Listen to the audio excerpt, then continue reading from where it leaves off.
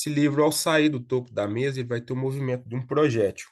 Vai ter um movimento tanto na vertical, no eixo Y, quanto movimento na horizontal, deslocamento horizontal no eixo X, né?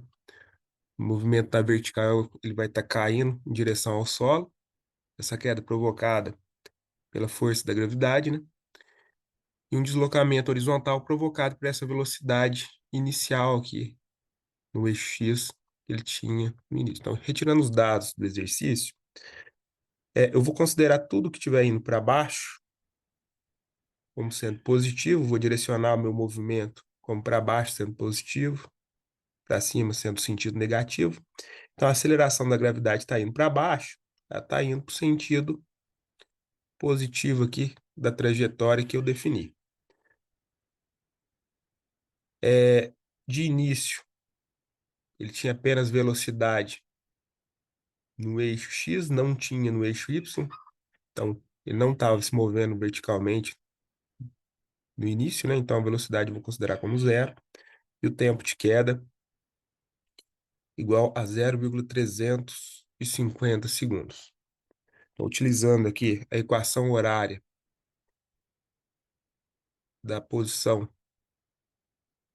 para o movimento vertical, ΔY vai ser igual a velocidade inicial em Y vezes o tempo de queda, mais a aceleração da gravidade dividido por 2, vezes o tempo de queda ao quadrado. Substituindo os valores que eu tenho, que no lugar do V0 eu vou colocar 0, no lugar do T 0,350, no lugar do G 9,8, e o T aqui que vai ser elevado ao quadrado vai ser o 0,350. Substituindo os valores, que a gente tem que 0 vezes 0,350 vai dar 0, e 9,8 dividido por 2 dá 4,9.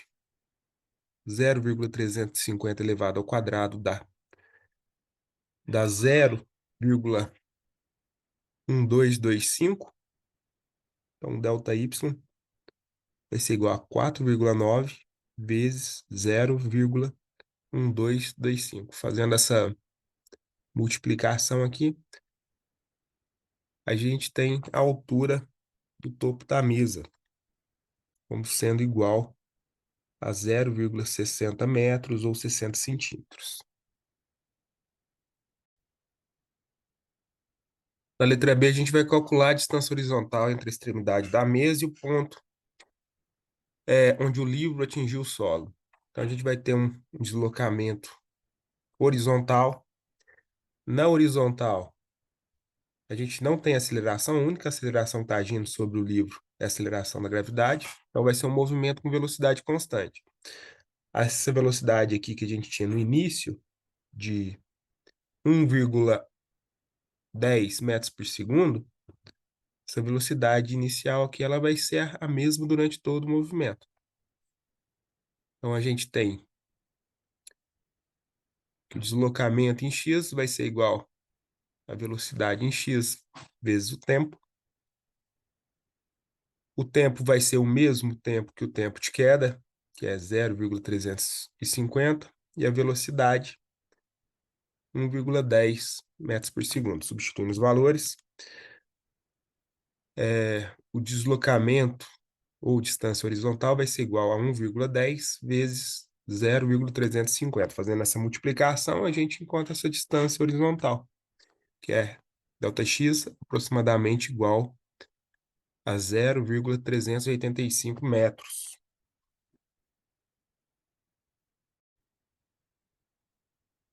Na letra C aqui a gente vai encontrar os componentes horizontal e vertical da velocidade do livro, o modo dessa velocidade, a direção e o sentido desse vetor de velocidade imediatamente antes dele atingir o solo. Então a gente tem aqui que a velocidade horizontal ela é constante, então implica que não tem aceleração horizontal. Se ela é constante, ela vai ter o mesmo valor durante todo o movimento. Então, imediatamente antes desse livro atingir o solo, a componente x da velocidade, ou a componente horizontal, ela vai ter o mesmo valor que tinha no início, que é igual a 1,10 metros por segundo. Então, a gente já tem a componente horizontal, a gente vai encontrar componente vertical, utilizando a equação horária da velocidade do movimento vertical. Então, velocidade em y, né? Velocidade vertical vai ser igual a velocidade inicial em y, mais a aceleração da gravidade, vezes o tempo de queda. Velocidade inicial tem o valor de zero, a aceleração da gravidade tem o valor de 9,8 e o tempo de queda o valor de 0,350. Substituindo esses valores no exercício, a gente tem que a velocidade em y vai ser igual a zero, mais 9,8 vezes 0,350. Fazendo essa multiplicação aqui, ó, de 9,8 vezes 0,350, a gente encontra o valor da componente vertical da velocidade como sendo aproximadamente igual a 3,43 metros por segundo. Então, a gente tem a componente horizontal e vertical da velocidade. Representando aqui essas componentes, a gente tem aqui componente horizontal como sendo igual a 1,10 metros por segundo, e a componente vertical aqui igual a 3,43 metros por segundo. Fazendo a soma vetorial dessas componentes, a gente encontra a representação aqui, ó, do vetor velocidade, formando um ângulo θ aqui com relação ao eixo x. Então, esse vetor velocidade aqui vai formar um triângulo retângulo, onde o vetor velocidade é a hipotenusa e as componentes vertical aqui a componente vertical da velocidade vai ser o cateto oposto e a componente horizontal vai ser o cateto adjacente. Então, pelo teorema de Pitágoras, a gente consegue encontrar aqui o módulo desse vetor velocidade como sendo velocidade igual a raiz quadrada do cateto adjacente ao quadrado mais o cateto oposto ao quadrado. Raiz quadrada dessa soma aqui. Substituindo os valores que a gente tem, então velocidade vai ser igual a raiz quadrada de 1,10 ao quadrado mais 3,43 ao quadrado. Então, encontrando aqui o quadrado dentro da raiz desses numerais, a gente tem que a velocidade é igual a 1,10 ao quadrado dá 1,21, 3,43 ao quadrado dá 11,76. Então, a velocidade vai ser igual a raiz quadrada de 1,21 mais 11,76. Fazendo essa soma dentro, no interior da raiz, a gente tem que a velocidade vai ser igual a raiz quadrada de 12,97. Tirando a raiz desse numeral, o módulo da velocidade vai ser igual a 3,60 metros por segundo. Esse é o módulo da velocidade. A gente consegue encontrar o valor desse ângulo θ aqui relacionando o cateto oposto aqui a θ, que é a componente vertical da velocidade, com a componente horizontal da velocidade. Então, cateto oposto dividido pelo cateto adjacente vai ser igual a tangente de θ. Então, tangente de θ vai ser igual a Vy dividido por Vx. Substituindo esses valores, a gente tem que a tangente de θ é igual a 3,43 dividido por 1,10. Fazendo essa divisão, a gente tem que tangente de θ é igual a 3,12. Se tangente de θ tem esse valor, θ vai ser igual a arco tangente de 3,12. Esse ângulo θ vai ser aproximadamente igual a 72 graus.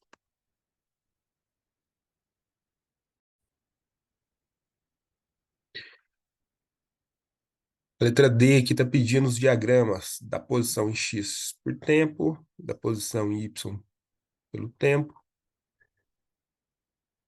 da velocidade em X pelo tempo, da velocidade em Y pelo tempo. Então, primeiro aqui, posição em X pelo tempo. A gente vai ter um movimento com velocidade constante, então sempre vai percorrer as mesmas distâncias nos mesmos intervalos de tempo. Então, considerando que o movimento começa